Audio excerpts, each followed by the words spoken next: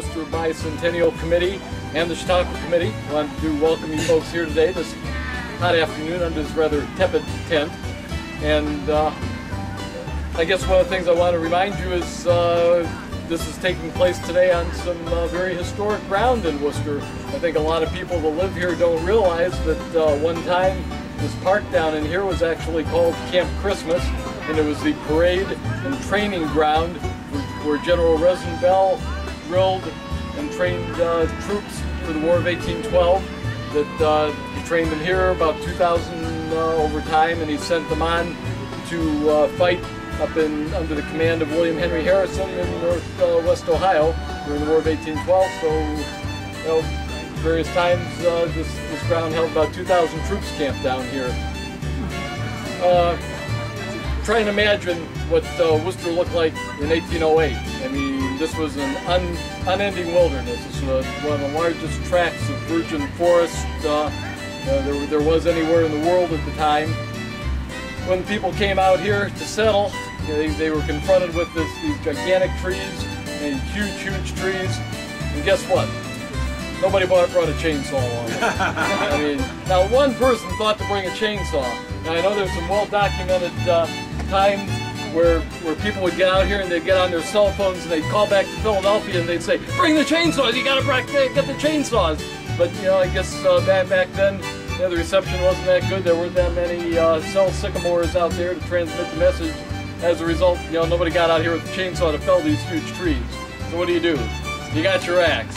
Everybody had an axe. It was the tool of choice on the American frontier. The axe was probably the most important woodworking tool in all of history, going back to the most ancient of times. But it was the key piece that people wanted to pack with them when they came here. As a matter of fact, the wagons that the first settlers drove out in always had a special bracket on the side on which to carry the axe, because as they took the long trail that went from Philadelphia to Pittsburgh up to Warren, Ohio, and then eventually to Canton, there was all kinds of things they encountered. There was constantly trees and debris falling on the trail that had to be cleared.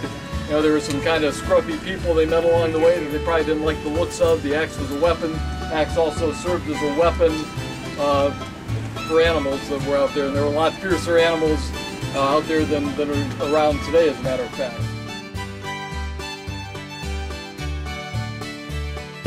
So the tool of choice in Wooster, in this area, this is the American felling axe right here. Pretty simple design, kind of wedge shaped.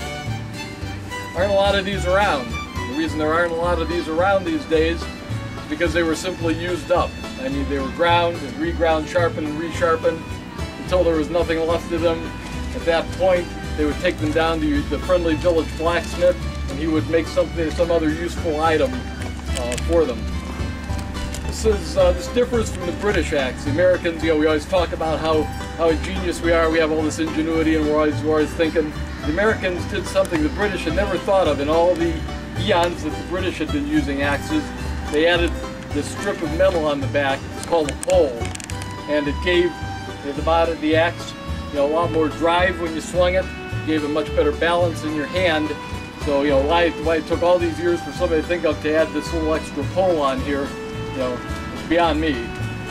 Anyhow, this was, you know, you can't imagine going up against one of these big virgin trees with an axe like this, but this was how this whole area was settled. When these axes wore out, like I said, you would shape it into something else useful.